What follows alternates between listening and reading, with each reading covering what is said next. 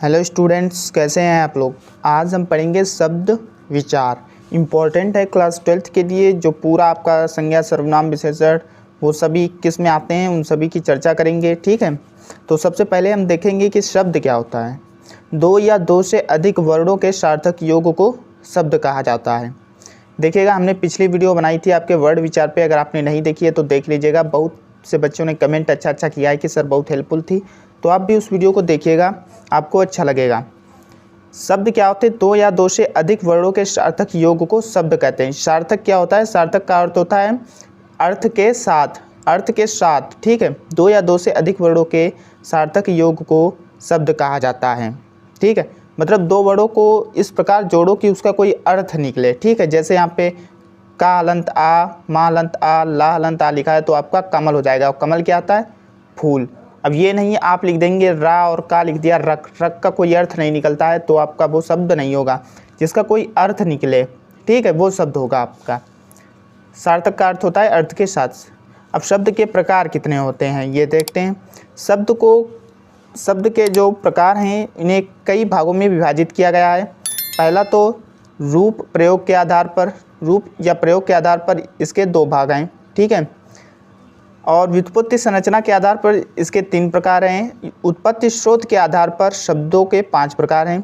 अर्थ के आधार पर भी इसके कई प्रकार हैं। तो 1 बाय 1 देखेंगे इन सभी को, इनके अंतर्गत कौन से आते हैं। सबसे पहले हम देखेंगे रूप या प्रयोग के आधार पर शब्द के भेद। भेद 2 होते हैं। प्रश्न पूछा जाता है रूप या प्रयोग के आधार पर शब्द के कितने भेद होते हैं? आंसर होगा आपका 2। कौन कौन से? विकारी शब्द, अविकारी शब्द। कौन कौन से? विकारी शब्द और अविकारी शब्द। अविकारी शब्द कौन से होते हैं?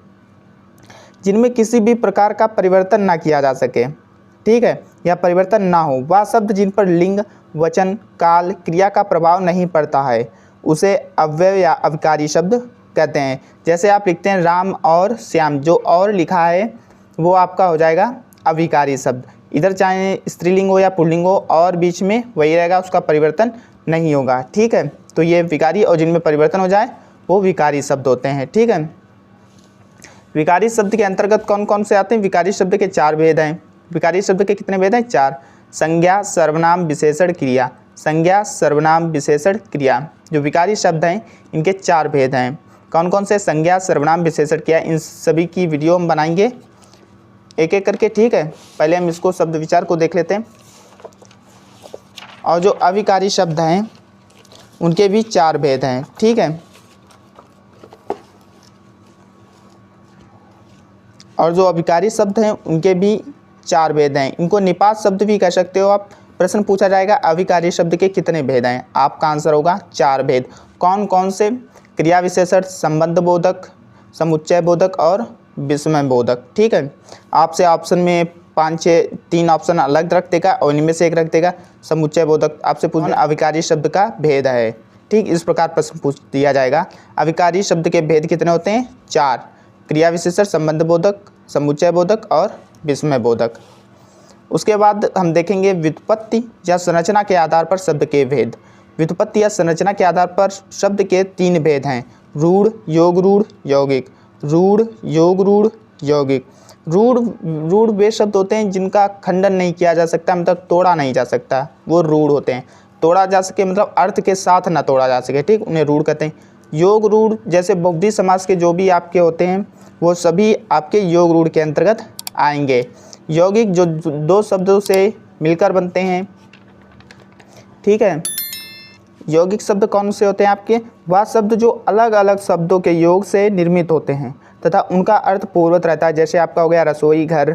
रसोई और घर ये दोनों अलग अलग शब्द हैं। ठीक है, और लेकिन इनसे जो बनेगा वो रसोई घर ही रहेगा। और उसमें योग रूढ़ में क्या होता है, जैसे आपका एक दूसरा अर्थ निकालने लगता है। ठीक है, जैसे पीताम्बर, पीला अंबर, पीला हो जिसका अंबर, पीताम्बर अथवा श्री गणेश, तो उसका एक अलग मतलब अर्थ निकाल दिया जो यौगिक में होता है।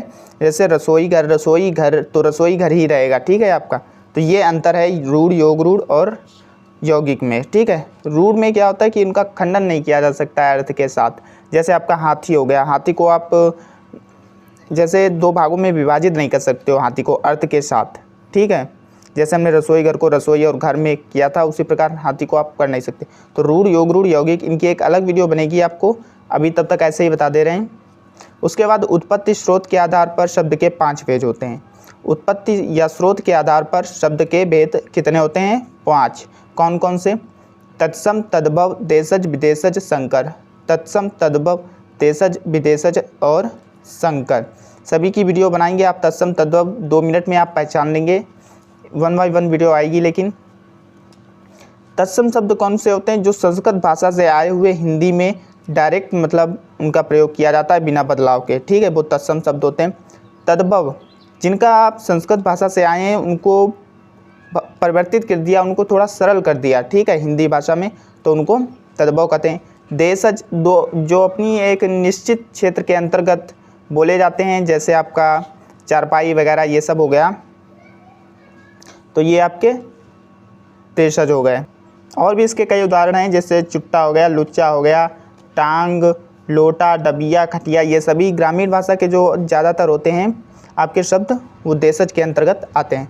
विदेशज जो मतलब दूसरी भाषाओं से आए हुए हैं, आपके फारसी, तुर्की, पुर्तगाली वगैरह से, जैसे आतिशबाजी है आपका फारसी से आया हुआ है, कुली जो है कुली तुर्की से आया, इसी प्रकार कई शब्द हैं, इनकी एक अलग वीडियो बनाएंगे, उसमें आपको एक्सप्लेन करेंगे। संकर जो मतलब जैसे एक हिंदी से आया और एक शब्द, और मतलब 2 भाषाओं के मेल से एक शब्द बना दिया, उसको संकर कहते हैं।